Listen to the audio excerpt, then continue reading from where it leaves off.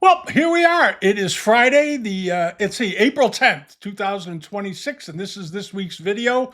A lot's happened this week. Some good auctions have turned up, sort of as predicted. We're starting to see them come in. We're going to talk briefly about one that's coming up at Freeman's that looks pretty good. It's an online only sale, but there's some nice things in it.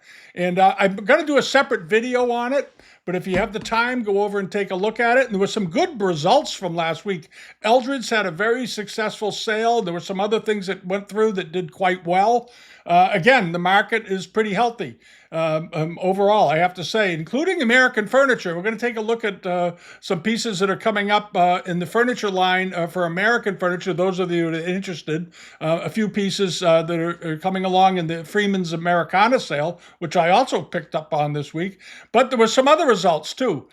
So let's take a look. This is the, just so we get started, this is the Freeman sale online.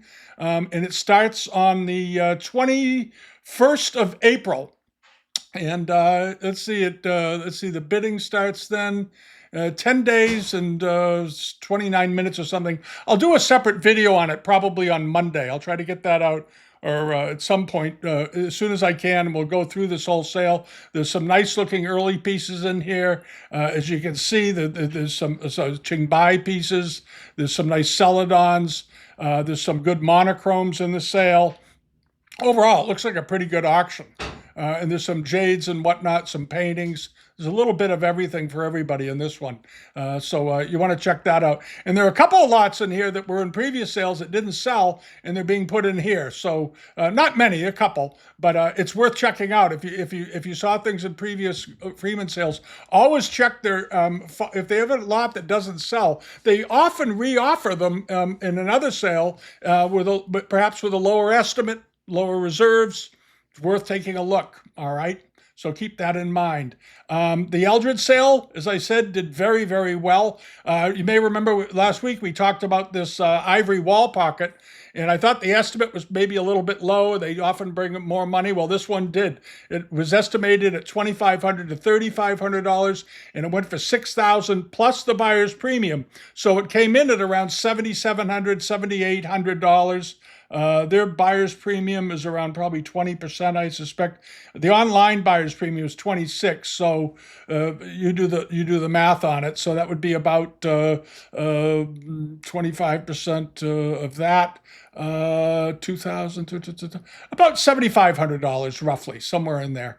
All right, and then there was that wonderful little ivory basket was estimated at $2,500 to $3,500, came in with the buyer's premium at about $3,500. But a very, very fine piece. And again, it's interesting that they're selling these because ivory for so long couldn't be sold on any platform, and now it's starting to reappear. Maybe I think it's just the people are growing up and waking up and realizing that this is an art form. It was long before there was an issue regarding elephant ivory. The use of elephant ivory and other animal products in art has been going on for thousands of years. Every culture in the world has used them, and this is how the Chinese used ivory. That's all there is to it. All right, and then there was that wonderful plate that I like, this tray with the reticulated edges and this nice figural landscape scene in the middle. Beautifully done, wonderful reticulation all the way around. Very, very desirable. And if you like this kind of thing, you like these trays, stick around. There's a tray coming up in the Freeman sale, in their Americana sale, that's an absolute knockout. So stick around for that. It's very, very good. And then there was the tureen. I thought this was a bargain, a gilded China Trade Nanking tureen. Beautiful strap handles. The gilding is all intact on this. This was a great buy for someone. I don't know who got it, but I hope one of you did. It went for just $400 plus the premium. It measured 14 inches in length. This was a big tureen. 14 inches is a big one. And it was estimated at $8 to $1,400. And it went for $400 plus the premium, or around, that works out to about, I don't know, $475, $500 maybe, all in and done. Very nice piece of porcelain, very good blue color. These Nanking pieces can have really good cobalt in them, especially on the higher end examples. You'll always find when you have very high end Fitzhugh or Nanking or any of the blue and white pieces, you generally see very high quality cobalt used on them. And this is an example of it. The colors on this are quite good, and the modeling is quite good. The way the handles are done, the way the finial is done, the lotus leaves around the top, and so forth. Very, very attractive. And then there was this, the little covered hot food bowl. They call it a tureen. We call them hot food pots. It was a late 18th century example, probably from around, again, 1780. Whenever you see this pattern, always think 1780. And you'll always be right within 5 or 10 years either way. But this was a nice one. And the enameling on it was in very, very good condition. It had this sort of crown-shaped finial on the top that was reticulated, nicely gilded, and no wear on the top of the finial at all, nothing. So this was a very fine example, and I don't think it went for too much money. It went for $1,900 plus the premium, around $2,400 or $2,600, somewhere around there, and a $2,500 to $3,500 estimate, which was a little heavy. And always keep in mind that in these auctions, when you see this is probably a single owner collection, I'm assuming, or maybe two collectors.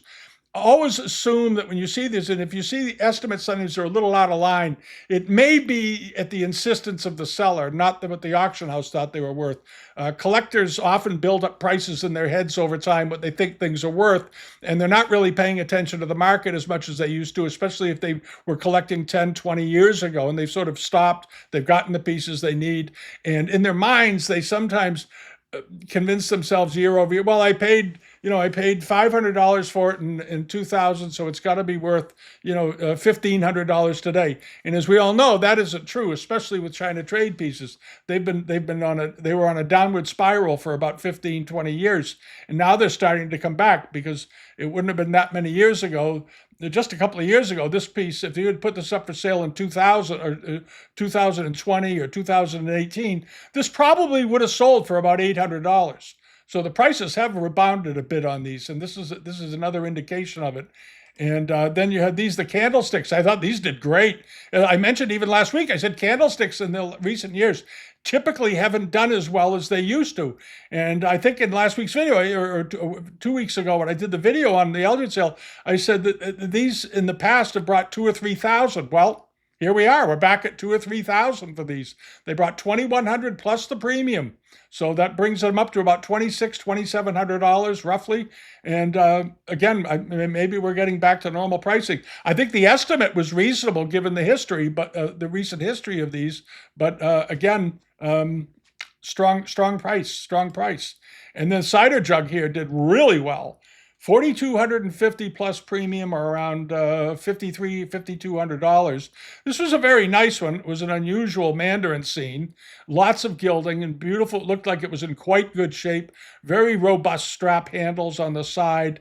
The spout didn't have any damage to it. These are the things you always want to look for, is damage to the spouts, damage to the finials, damage to the handles. Those are the three most vulnerable areas on a piece of porcelain like this, and all of them were in great shape. Appeared to be in very, very good, nice condition all the way around. Here's a back view of this piece, and you'll notice that the gilding on the handles is still intact, and they often wear off first with any sort of use, because the gilding, as you know, just sits on the surface. It's not fired into the piece so much as it sort of sits on the surface like a decoration. And you notice the robust use of gilding here on the leaves that plant the handle. Very, very nice. And this did great. $5,200 for this, but it's a rare thing, rare pattern, and nice big one, 10 1/4 inches tall. It was a good looking piece. And this is just an aside. This was we were again on American Furniture.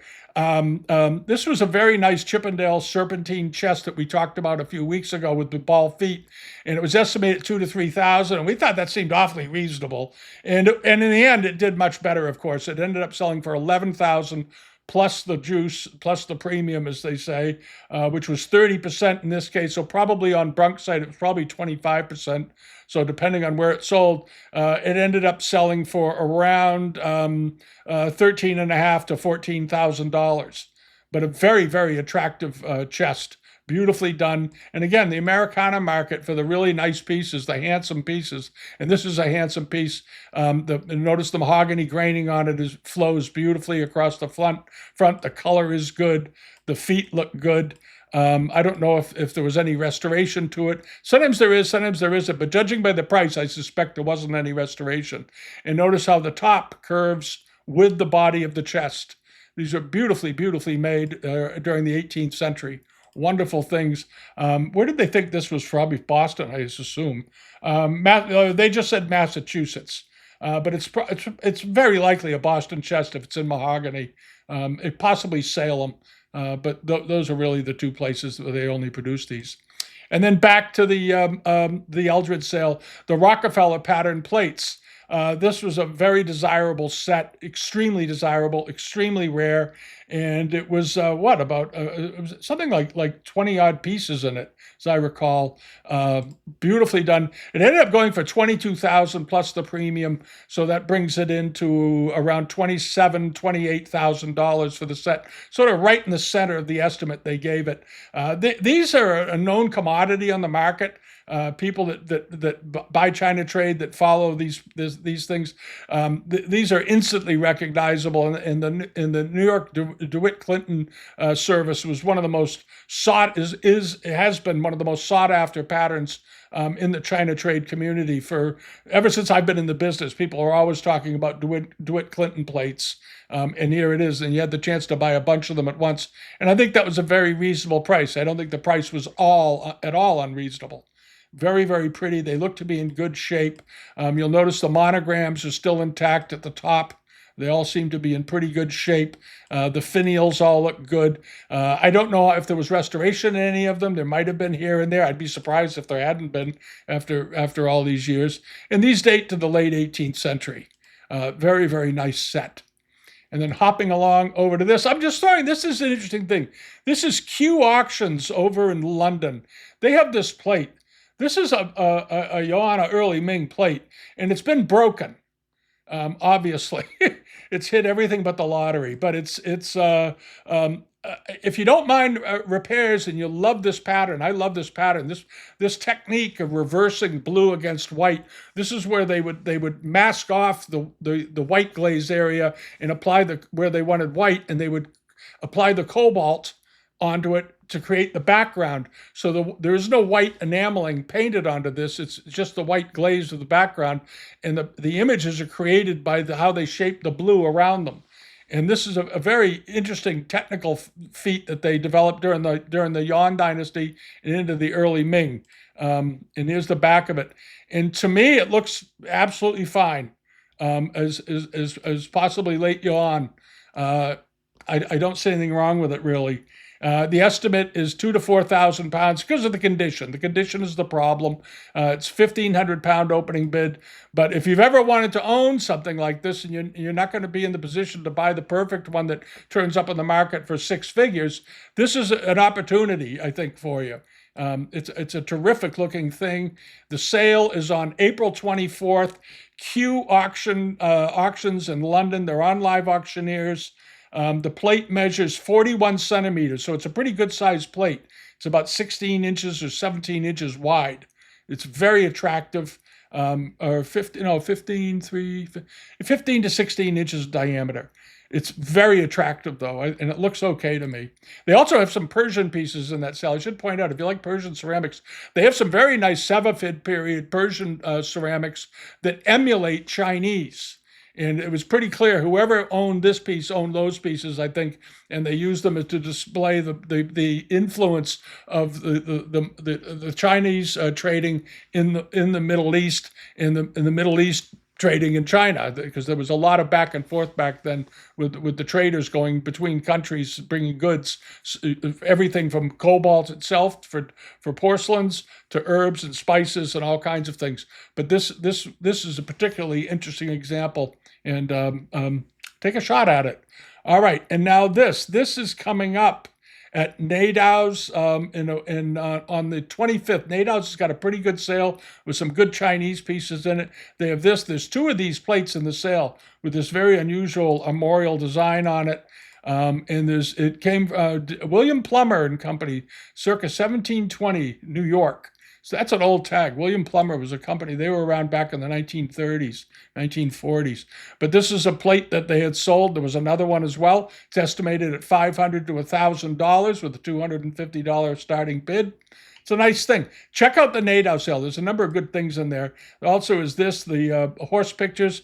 And I covered these on the Patreon video earlier this week because we did a video. We do videos over on the Patreon side as well each week about what I have on my watch page. It's sort of fun for everybody, and because I bookmark things that aren't necessarily interesting to everyone, but they catch my eye just for interest.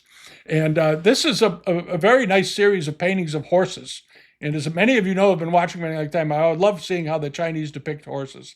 I always thought they were so interesting how they do it. And they think these were possibly from the Sun Qua, attributed to the Sun Qua workshops.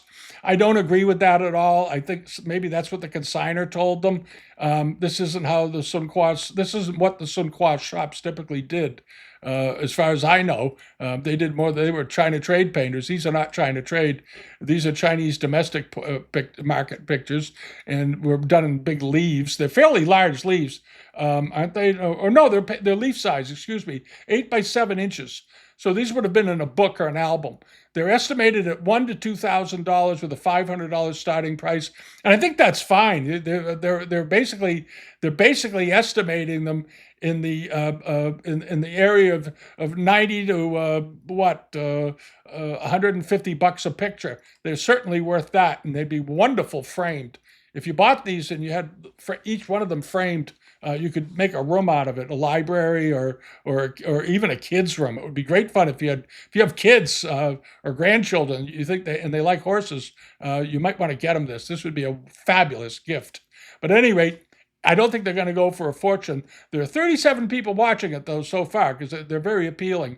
But things that are appealing remain appealing, so don't be afraid of it. And then there's this. This is coming up at Butterscotch in New York. Butterscotch auctions on the 26th. Very nice China trade export mug with a landscape scene on it. And this is a very nice scene. It's beautifully done. This looks like a late 19th century tankard to me. It's got this nice branch and root style sort of branch handle with the knots in it from the tree, and then you have this figure, a landscape scene of people sitting outside in gardens. Here are two gentlemen having a cup of tea next to a rock table, and you have people up here playing Go, and this very attractive little sort of studio pagoda house off to the side.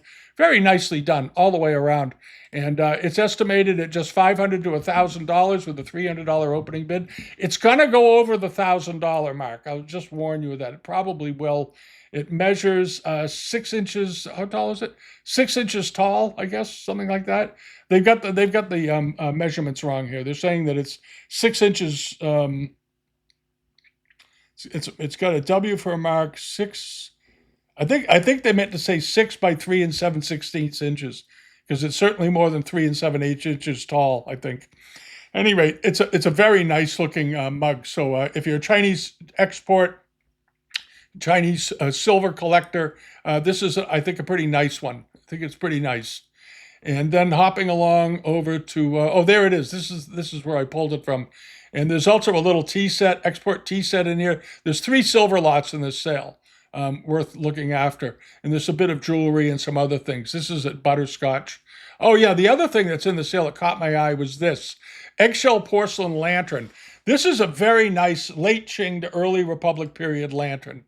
It's beautifully done. I love the color of it. The color is great. It's that salmony orange tone. I think it's a great color on these. And it's got this sort of lattice pattern on the exterior with flowers and notice the woodwork on it. This is the original woodwork mount, so it's very helpful in helping you determine age too. But these look like 19th century carvings, and they fit perfectly. So these were made at the time this thing was made, and it's got a wood spacer in between the standard on the bottom and the upper half, the upper part of the body. Very, very nice. And there it is illuminated. I was hoping they'd show that. I hadn't seen this picture yet. That looks very attractive. Beautifully done. What a great lamp. What a great lamp for your house. And the estimate on it is for nothing, $100 to $300.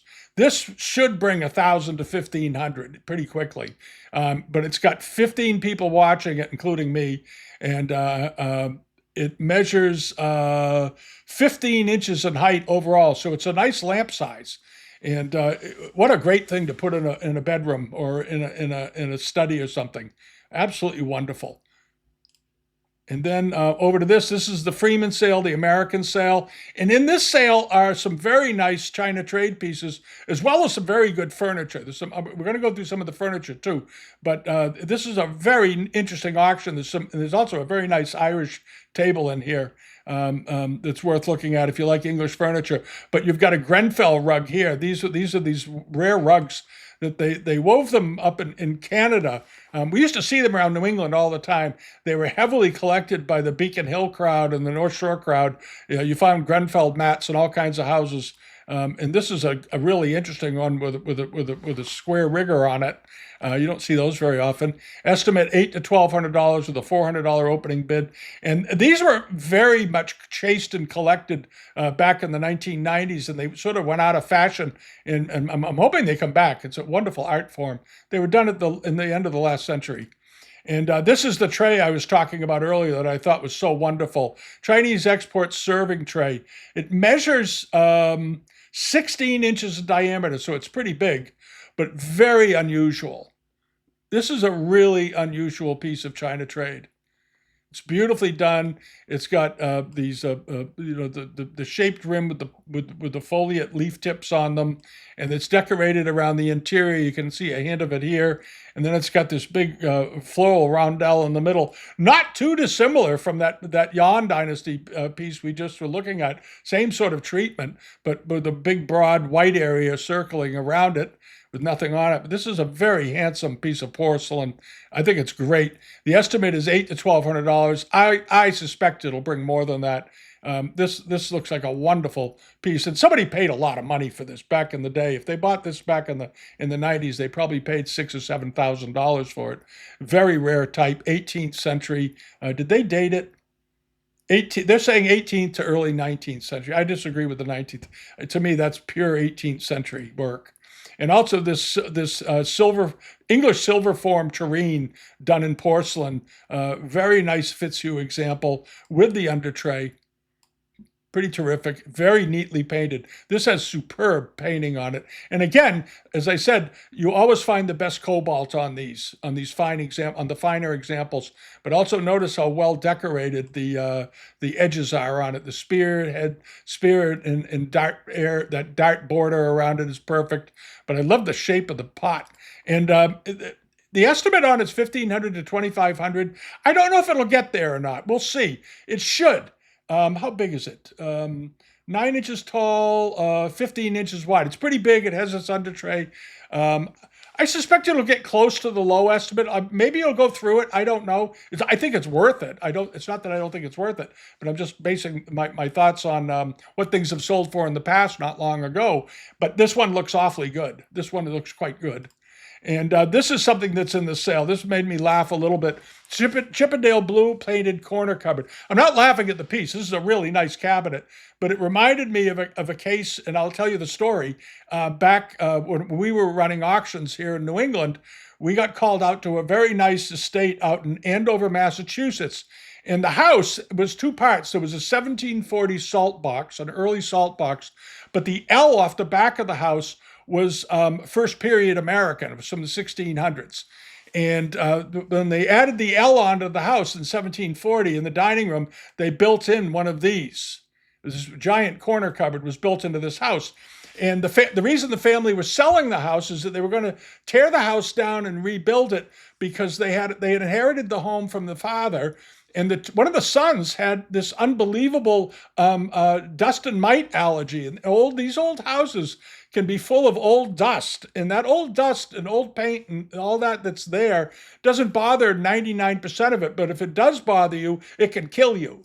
And this poor kid ended up in Mass General Hospital. So the family decided, long story short, the family decided to sell the house, and they were going to tear it down. and initially, and we eventually talked them out of tearing the house down, and we found a way for them to actually sell it. But this was in the dining room of the house, and when the guys went in to get it out of there, because at the time this corner cupboard back then would sell for $15,000 to $25,000, they couldn't get it out of there because the house over time had settled on top of that and was compressing it, and you couldn't get it out from under. So we brought in a guy I knew was a rigger. He came in with truck jacks, big giant truck jacks, 1 inch thick sheets of plywood, and they put the tracks down and they put the plywood on top of the jacks and they set them around this thing. And we actually jacked up the house with these giant sheets of plywood so it wouldn't crack the ceilings. And they jacked up the house about a half an inch off the top of this. So just pulling it away from this, it didn't lift the whole second floor up, but it lifted this part of the ceiling and the roof off of it enough that the guys could get behind this in the next room over and open up the wall a little bit and cut the nails, because this would have been nailed into the corner of the room. So they cut the nails off. We got it out. We took it and sold it in the auction. And in the end, what happened was we told the family it would be a sin to tear the house down. It was a historic house. And we decided to sell the house. We sold the house for the family, and it had to be disassembled and removed from the property. And there were numerous people interested in it, including people who collect houses. But the ultimate buyer was, we left the spot at the top of the list for the Andover Historical Society for the town in which it was sitting, and we told them, if you can come up, if you can buy it, if you can buy this thing, we'll make you. We had offered it for $50,000. You'll be at the top of the list. So we're giving you first refusal, basically. And a bunch of very nice people that were antique dealers and historians in the town, some people I knew pretty well from coming to the auctions, raised the money, raised the commitments for the money, and they took the house, and they ended up removing part of it with a Sikorsky helicopter. And it had giant beehive ovens under it. It was quite a property. And it had been in the family since it was new. The family had been there since 1740. They were a farming family, and they had a large piece of land, but they had to do something with the house because their son was so allergic to it, and they wanted to live there. So they disassembled the house. The house is now reassembled in Andover, and they built a very nice, very attractive new home there that doesn't look out of place. So it all worked out just great. But at any rate, that's the story about the corner cupboard. Now, let's see here. Moving along over to this. This is in the sale. New York Arms teapot, coat of arms for the state of New York. Very desirable for China trade collectors. Looks like a pretty nice little pot. Estimated at $600 to $800 with a $300 opening bid. Then hopping along over to this, a very nice pair of gilded fans. Now this sale is on the 28th of April at Freeman's. Very nice looking fans, beautiful gilt black lacquer on these, and they're really, really pretty. I like the one on the left especially. The one on the right is nice too. There's a procession of people going through the middle of it. The blades all look pretty good. You may find some of the silk is weak that links them, but redoing the silk on fans isn't a big deal. People do it all the time because it does wear out. It is estimated at $1,000 to $1,500. It's already got 2 bids on it. These are good fans. Very desirable. If you like Chinese lacquer, you might want to look into it. And also in this sale is this. Now, this is an interesting piece of American furniture. It's a mahogany serpentine front games table. And this is probably from Newport, Rhode Island, judging by the structure. Well, one of the characteristics very typically found on Newport tables are these little corner braces, reticulated corner braces here and here with a serpentine top and a molded edge. Very typical of Newport, Rhode Island tables, and then these sort of square Chippendale legs coming down like this with a little bit of reeding in them, a little bit of fluting in the legs. Very attractive little table. Again, from Newport. Newport furniture is among the most desirable of all furniture out there in the American antique 18th century American furniture world. That's where the famous block front desks came from that sold for so much money back in the 1990s. You know, 4 million, 3 million, 2 million, 5 million, that kind of thing. Newport furniture. Because it was the Goddard Townsend workshops. They were very famous for doing superb work. And here you have a rather nice looking table that's probably from there. And then back to the China trade world is this Chinese export porcelain Fitzhugh 4-piece buffet set. And this is those sectional dishes with their covers, Fitzhugh. Very nice. Now, there probably was a center bowl here at some point. There might not have been, though, but there probably was. But this is a very attractive set. And it's estimated at $800 to $1,200 with a $400 opening bid. Let's see here. Height and width. The width is 13 inches, so it's about a foot wide. It's pretty good size. But it's a very attractive bit, and it's rather unusual. And often these pieces, these sweet meat sets and serving sets like this, you often see them in a box, but you don't see them with it closes, but you don't often see them with porcelain covers. So there's the interiors. That's what they look like inside. They're fully decorated always all the way around. Here's the back. And notice how finely made they are. They're beautifully made and nice creamy glaze. And the estimate, I think, is very reasonable, $800 to $1,200. So check that out. And then you have another great piece of furniture. This is a nice Queen Anne mahogany tea table, probably from Massachusetts, I think. They're saying possibly Long Island. Okay, well, they must have looked it up. They also made tables that look pretty similar to this in Boston. This is a nice tray top mahogany table. Very, very pretty, 18th century. Nice looking feet on it. Beautifully carved, nice condition. $2,500 opening bid, $5,000 to $8,000 estimate. It's a pretty rare form. And it measures 27 by 25 by 17, and it is located currently in Philadelphia. A lot of the stuff's in Philadelphia. And then back to the Chinese world is this really handsome Fitzhugh Armorial punch bowl. This is, I believe, a 15-inch bowl. It's a pretty good sized bowl. 15 and a half inches in diameter.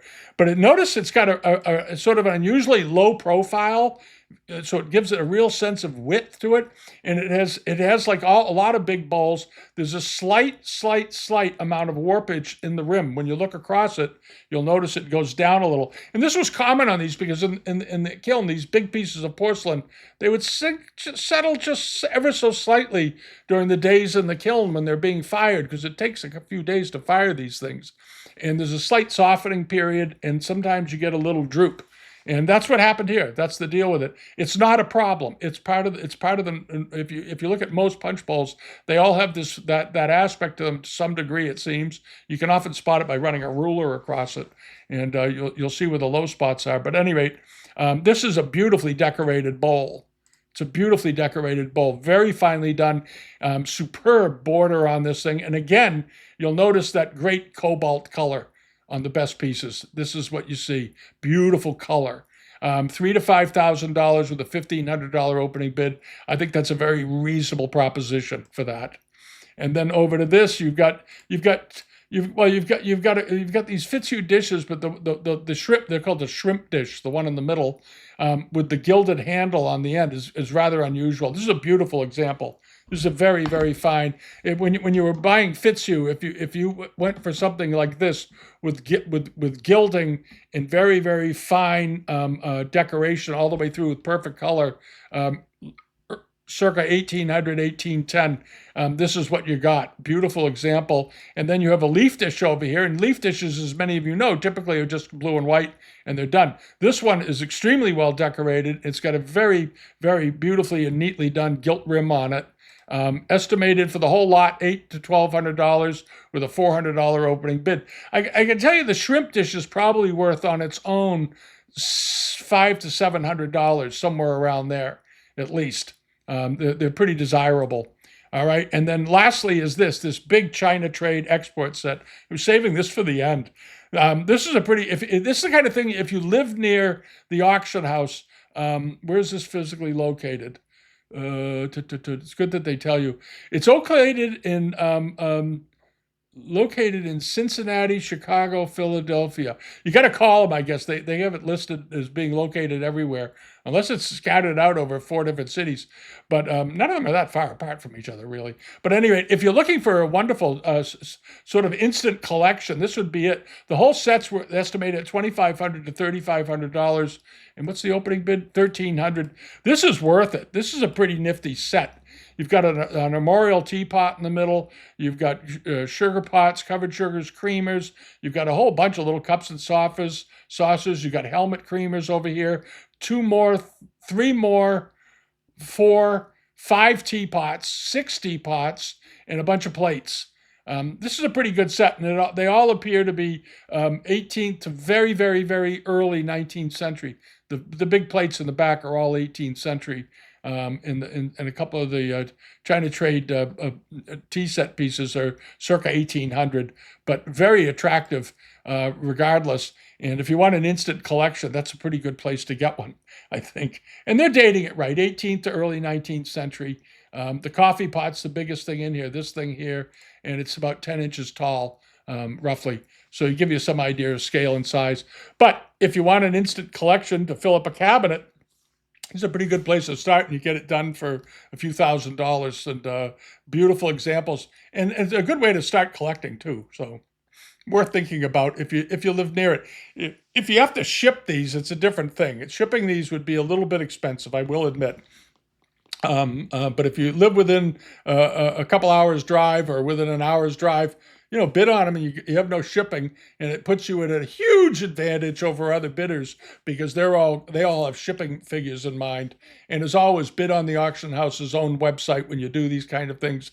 You save yourself about 5% on the overhaul cost, because the buyer's premium is higher on live auctioneers than it is on the auctioneer's website, because they add fees on and all this other stuff. So there you go. All right. So that's sort of it for the week, but keep your eye out. We're going to do something about this Freeman sale that's coming up in a couple of, about 10 days from now. We'll do a preview on it, but get a jump on it and go over and look at it today. Check it out over the weekend or something. There's some nice pieces in here. There's table lamps. There's all kinds of things in here. It's a sort of a fun. I like fun mixed up auctions.